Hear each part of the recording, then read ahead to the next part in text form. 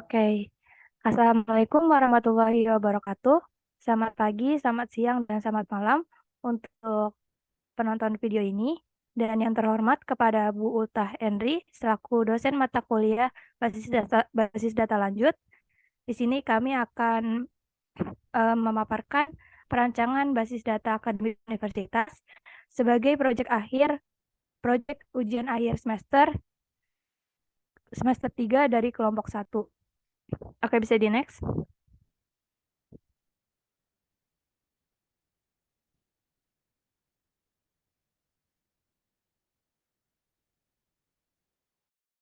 Oke, sebelumnya saya akan memperkenalkan terlebih dahulu anggota dari kelompok 1. Kami kelompok 1 dari kelas 3B Sistem Informasi dengan anggota yang pertama ada Adinda Diana Azahra, lalu Aji Arayan Surya Putra, lalu ada saya sendiri Amalia, dan yang terakhir ada Fergi Alfarid Afif.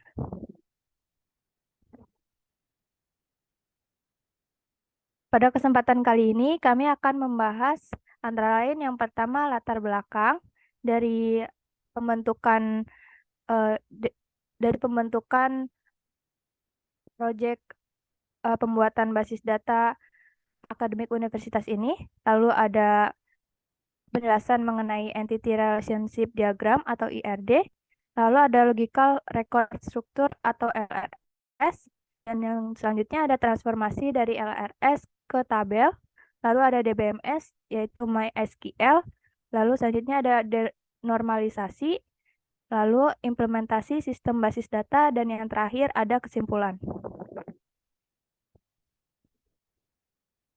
Oke, untuk pembahasan selanjutnya akan saya serahkan kepada rekan saya, Fergi Alfarid Afif. Kepadanya dipersilahkan. Oke, terima kasih kepada Amal telah mempersilakannya. Oke, kita bahas yang adalah latar belakang. Nah, kenapa kita memilih judul ini atau tentang universitas? Dikarenakan pengolahan data akademik di lingkungan universitas merupakan aspek krusial yang mempengaruhi administrasi, efisiensi, kualitas, proses, seperti penerimaan mahasiswa, pengelolaan kurikulum, dan evaluasi kinerja. Nah, dalam era digital, universitas banyak mengadopsi sistem informasi akademik berbasis MySQL. Nah, sebuah sistem manajemen bisnis data relasional open source. Meskipun MySQL ini menawarkan performa handal dan kemampuan memperluas sistem, proses perancangan basis data akademik harus memperhatikan kebutuhan data yang bervariasi. Nah, kompleksitas karakteristik data dan keamanan data yang tinggi. Nah, desain harus teliti agar dapat mengolah dan kompleksitas data akademik dengan baik dan memastikan keamanan serta integritas data terjaga. Bisa di next.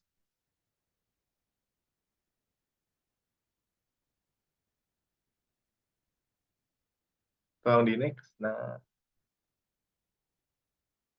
ya, selanjutnya kita akan membahas tentang IRD atau Internal Relationship Diagram. Nah, dari yang IRD yang kami buat itu, dari kelompok kami membuat IRD seperti berikut.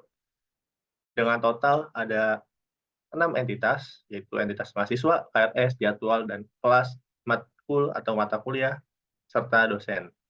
Nah, dari 6 entitas ini, itu setiap entitas memiliki atributnya masing-masing, seperti yang terlihat pada gambar. Nah, di sini next. Nah, selanjutnya dari IRD tersebut, kita langsung mengubahnya menjadi LRS atau Logical Record Structure. Nah, jadi dari entitas-entitas tadi itu dibuat menjadi tabel, dan dari primary key setiap tabel itu dimasukkan ke dalam tabel yang lebih yang membutuhkannya gitu. Contohnya dari many, misal dari many dan one. Nah, itu masuknya ke yang many. Jadi contohnya ini ada di jadwal. Jadwal itu memiliki ID jadwal sebagai primary key, dan kelas itu bersifat many dan jadwal bersifat one. Nah, ini karena one to many, jadi semuanya mengarah ke many. Nah, jadi ini dari jadwal ini mengarah ke kelas. Jadi ID jadwal dimasukkan ke dalam atribut dari entitas kelas gitu. Nah, dan sama juga yang mata kuliah dengan dosen dan jadwal, itu mata kuliahnya Mini, dosen dan jadwalnya itu One, jadi masuk ke dalam bagian yang mata kuliah. Jadi ID jadwal dan ID dosen itu masuk ke bagian mata kuliah. Oke, tolong di next. Nah, selanjutnya dari LRS tadi kita ubah tabel-tabel LRS itu menjadi sebuah tabel. Nah, contohnya tabel mahasiswa, KLS dan kelas ini itu masuk mahasiswanya, tabel mahasiswa tadi kita buat atributnya dan tabelnya dimasukkan ke tabel, dan yang tadi kelas itu juga dibuat dalam bentuk tabel. Jadi next. Nah, begitu begitu juga dengan mata kuliah dan dosen itu dibuat menjadi tabel yang itu. Nah, untuk selanjutnya akan dipaparkan oleh teman saya, Dinda, padanya dipersilakan.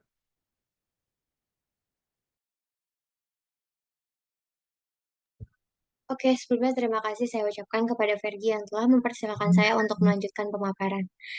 Oke, selanjutnya yaitu menentukan apakah DBMS yang kita gunakan ini menyatu dengan aplikasi atau tidak. Yang pertama, sebelum kita membahas lebih lanjut, kita akan membahas apa itu DBMS terlebih dahulu. Jadi, DBMS atau Sistem Manajemen Basis Data merupakan perangkat lunak yang diciptakan khusus untuk mengelola basis data yang berfungsi memfasilitasi pengguna dalam berinteraksi dengan basis data dengan menyediakan antarmuka yang memungkinkan akses dan manipulasi data dengan efisien. Nah, ini juga berarti pengguna dapat dengan mudah mengelola dan memanipulasi informasi dalam basis data sesuai dengan kebutuhan. Salah satu karakteristik utama dari basis data adalah struktur yang terorganisir dengan baik. Data disimpan dalam format yang terstruktur dan terorganisir untuk memfasilitasi akses dan memanipulasi data dengan efisien. Basis data dikelola secara sentral oleh DBMS yang bertanggung jawab atas pengaturan dan pengelolaan seluruh basis data. Ini juga termasuk ke dalam menjaga keamanan, mengorganisir penyimpanan data, serta menyediakan akses data yang terkelola dengan baik bagi pengguna yang berbeda. Jadi, DBMS ini tidak hanya berperan sebagai antarmuka antara pengguna dan basis data saja, tetapi juga bertanggung jawab atas pengelolaan dan keamanan data yang terdapat dalam basis data. Nah, pemilihan DBMS yang cocok untuk basis data akademik universitas ini adalah menggunakan DBMS yang menyatu dengan aplikasi. Jadi, karena apa? Karena DBMS yang menyatu bersama aplikasi memiliki beberapa kelebihan yang dapat mendukung kebutuhan universitas. Di antaranya, kemudahan pengembangan dan pengelolaan dapat membantu universitas dalam mengelola database akademik secara lebih efektif dan efisien. Yang kedua, efisiensi penggunaan sumber daya itu dapat membantu universitas dalam menghemat biaya operasional. Yang ketiga, keamanan yang lebih tinggi dapat membantu universitas dalam melindungi data akademik yang sensitif. Oke, bisa di next PPT-nya. Oke, selanjutnya yaitu DBMS apa yang akan kita gunakan pada kasus ini. Nah, DBMS yang kita gunakan ini adalah MySQL. Jadi, MySQL merupakan perangkat lunak server basis data yang mendukung bahasa pertanyaan struktur atau SQL untuk mengakses, mengelola, dan mengubah data yang tersimpan dalam basis data. Basis data yang diatur dalam MySQL terstruktur dengan baik dan memungkinkan pengguna untuk menyimpan dan mengelola informasi dalam berbagai format, dari mulai teks hingga gambar dan data terstruktur lainnya. Oke, saya akan menjelaskan beberapa kelebihan MySQL dari segi teknis, ekonomi, dan politik organisasi. Oke, dimulai dari aspek teknis. MySQL dikenal karena performanya yang cepat dan kinerjanya yang baik. Meskipun bersifat open source, MySQL mampu menangani beban kerja yang besar dengan efisiensi yang tinggi.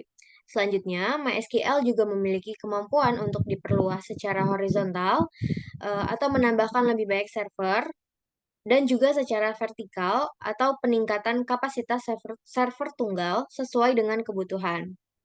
Nah, selanjutnya MySQL juga menyediakan fitur keamanan yang kuat seperti enkripsi data, manajemen hak akses, dan pengendalian keamanan untuk melindungi data dari akses yang tidak sah atau potensi ancaman keamanan lainnya.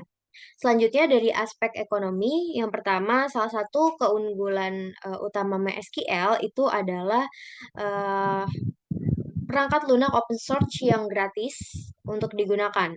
Jadi ini dapat mengurangi biaya lisensi yang biasanya terkait dengan perangkat lunak basis data komersial. Tapi meskipun MySQL tersedia secara gratis, pengguna juga mungkin membutuhkan dukungan tambahan atau layanan konsultasi yang memungkinkan memiliki biaya.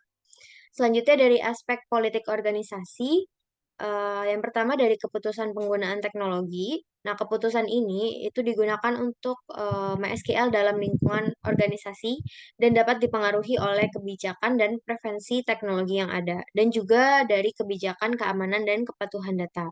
Selanjutnya, strategi perangkat lunak organisasi. Nah, penggunaan MySQL ini dapat menjadi bagian dari strategi perangkat lunak organisasi yang lebih luas, memungkinkan integrasi yang lebih baik dengan aplikasi dan sistem lain yang digunakan oleh organisasi. Oke, mungkin sekian pemaparan dari saya. Selanjutnya akan dipaparkan oleh rekan saya Aji. Kepada Aji dipersilakan.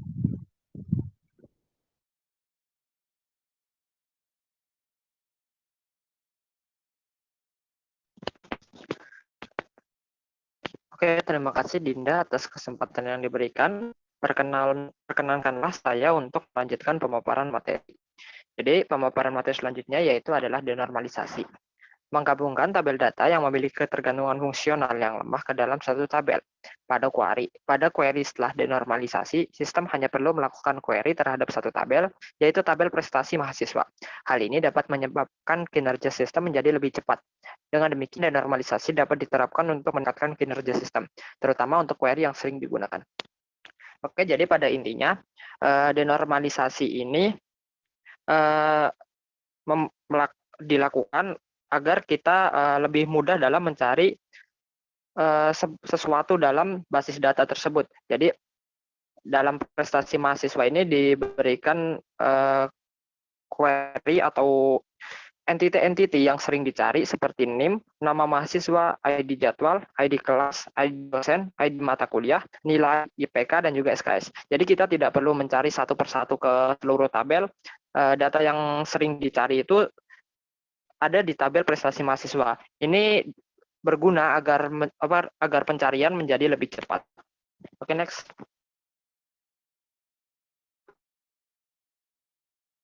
Nah, kemudian implementasi sistem basis data. Jadi ERD yang telah dijelaskan sebelumnya, kami implementasi ke dalam aplikasi MySQL. Oke, next.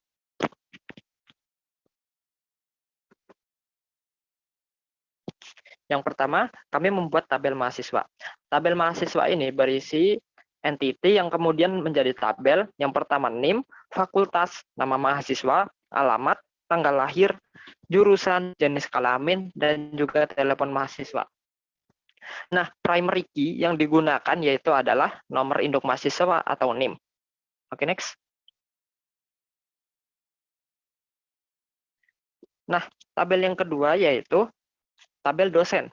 Jadi dalam tabel dosen ini berisi entity ataupun tabel, ID dosen, nama dosen, alamat dosen, dan juga nomor telepon dosen. Untuk primary key yang digunakan yaitu ID dosen. Oke, next.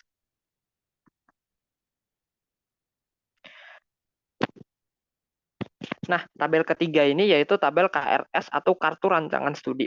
Kartu rancangan studi ini berisikan NIM dari mahasiswa, kemudian ID jadwal, kemudian juga ada IPK dari mahasiswa. Primary key yang digunakan yaitu adalah NIM atau nomor induk mahasiswa. Oke, next. Nah, untuk pemaparan materi ini akan dijelaskan kepada teman saya yaitu Amalia. Kepadanya dipersilahkan. Terima kasih kepada Aji yang sudah mempersilahkan saya untuk memaparkan materi yang selanjutnya. Untuk selanjutnya yaitu ada tabel mata kuliah. Di tabel mata kuliah ini terdapat beberapa kolom. Yang pertama ada nilai, lalu ID matkul, lalu ada nama matkul, dan SKS. Dan yang menjadi primary key di sini yaitu ID matkul.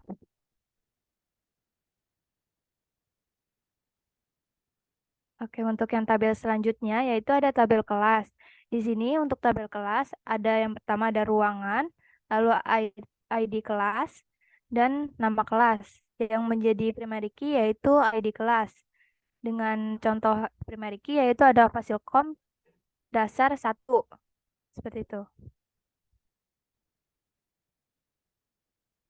Selanjutnya yaitu ada tabel jadwal.